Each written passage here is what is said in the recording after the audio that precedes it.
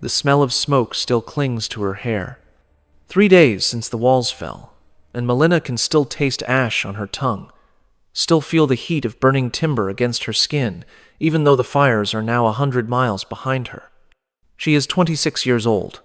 She is the wife of Hippocrates, strategos of the Athenian forces at Decelea. She was, until 72 hours ago, one of the most respected women in Athens, mistress of a household with 14 slaves, mother of 2 sons who are now almost certainly dead. Now she stands in a stone courtyard in Sparta, barefoot on flagstones worn smooth by generations of feet, wearing a chiton that is not hers, that was given to her by captors who stripped away everything she owned, everything she was, with the same efficiency they applied to dismantling fortifications. Around her stand 31 other Athenian women. She counted them during the march.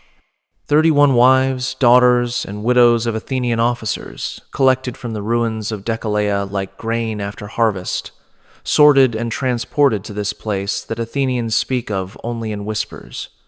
The courtyard is larger than she expected, clean, organized, nothing like the chaos of the sack, nothing like the blood and screaming that accompanied their capture. This is a different kind of horror, she is beginning to understand. Not the horror of violence, but the horror of system, the horror of efficiency, the horror of a process that has been refined over generations to produce specific outcomes with mechanical precision. Spartan women watch from the colonnade.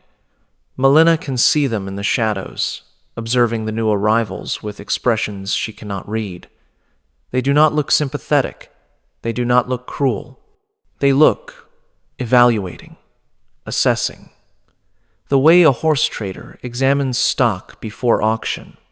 A man approaches from the far end of the courtyard. He is perhaps 50 years old, his body still hard with the muscle that Spartans maintain until death, his face bearing scars that map decades of warfare. He does not introduce himself. He does not need to. The crimson cloak marks him as one of the homoi, the equals, a full Spartan citizen with rights that extend to everything within the borders of Laconia. Including, Melina is beginning to understand, her. He stops 10 feet from the group and speaks in a dialect of Greek that sounds harsh to Athenian ears, consonants bitten off, vowels flattened, every word stripped to its essence. "You are no longer Athenians," he says. "You are no longer wives. You are no longer mothers. Athens has fallen. Your husbands are dead or enslaved. Your children are scattered. Everything you were is gone." Melina feels the woman beside her begin to shake. She wants to reach out, to offer comfort, but she does not move. She has learned already that movement attracts attention, and attention in Sparta is never kind to foreigners. "You are now property of the Lacedaemonian state," the man continues. "Not slaves. Slaves have value only for labor. You have different value. You will be distributed according to the needs of the city. Some of you will be assigned to Spartan households as secondary wives. Some will be given to the Crypteia for training purposes. Some will serve in the temples. Some will be used for breeding." The word lands like a physical blow. Breeding. Melina has heard stories about Spartan practices, whispered tales that Athenians told each other to explain how their enemies could be so different, so inhuman, so terrifyingly effective in war.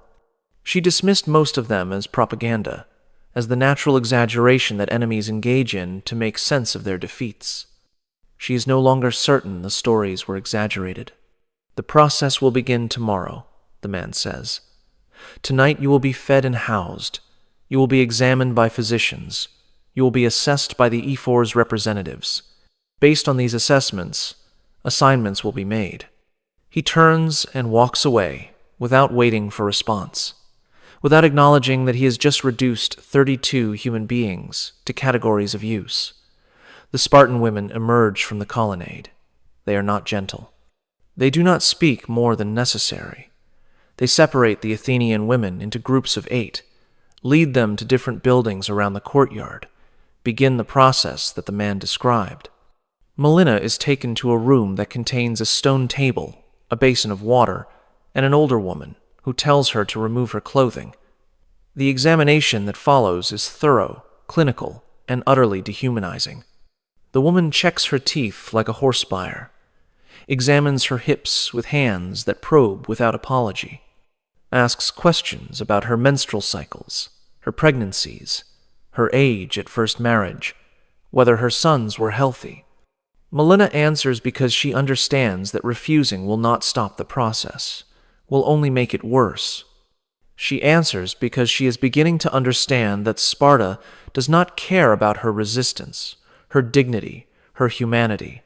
Sparta cares only about function, utility, outcome. When the examination is complete, the woman makes marks on a wax tablet. She does not tell Melina what the marks mean. She simply gestures toward a door at the back of the room, beyond which Melina can hear other women crying. "Tomorrow you will be assigned," the woman says. "Rest tonight. You will need your strength for what comes next. What you are about to learn has been systematically obscured by 25 centuries of scholarship that preferred to focus on Spartan military achievement rather than Spartan domestic practices.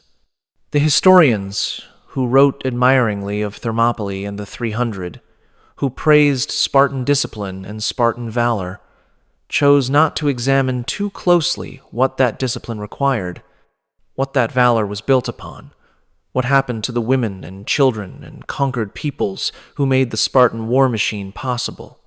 Tonight, you will learn what Sparta actually did to captured enemy wives.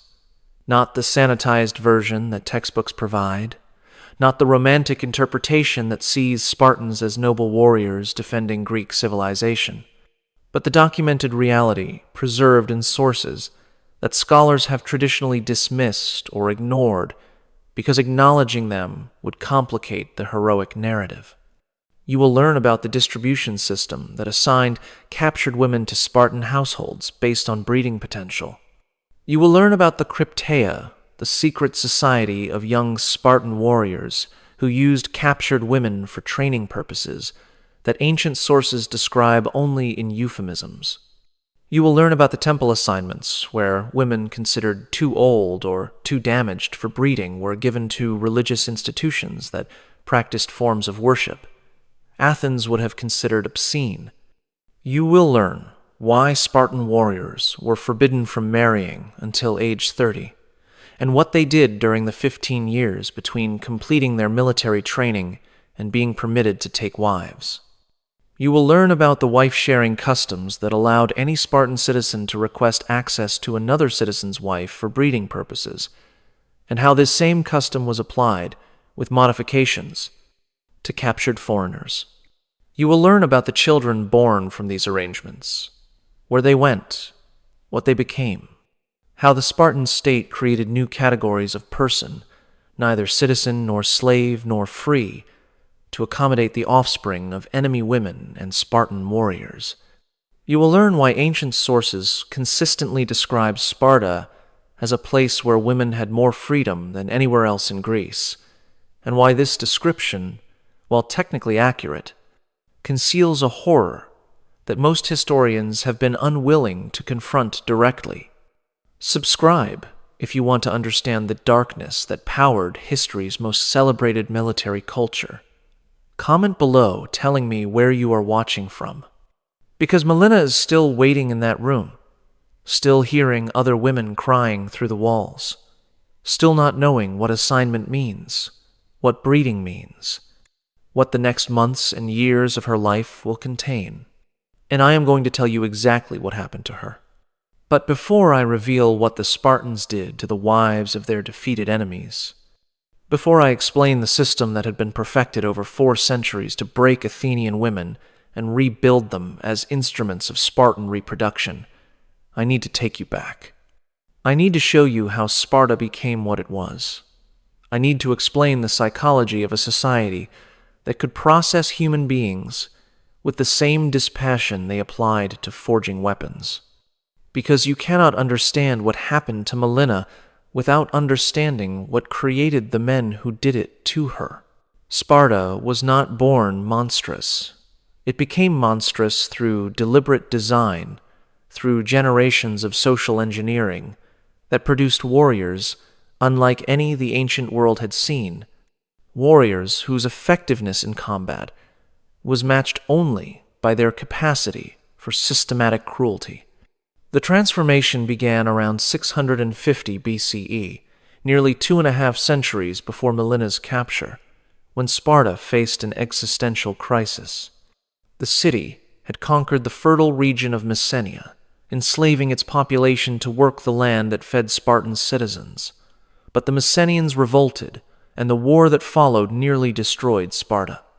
The city survived, barely, and its leaders drew a conclusion that would shape everything that came after. Never again would Sparta be vulnerable. Never again would Spartans concern themselves with farming, commerce, art, philosophy, or any of the other activities that made other Greek cities vibrant and creative and weak. Sparta would become a pure military society, every aspect of existence subordinated to a single purpose, producing warriors capable of maintaining control over a hostile, enslaved population that outnumbered Spartans 10-1.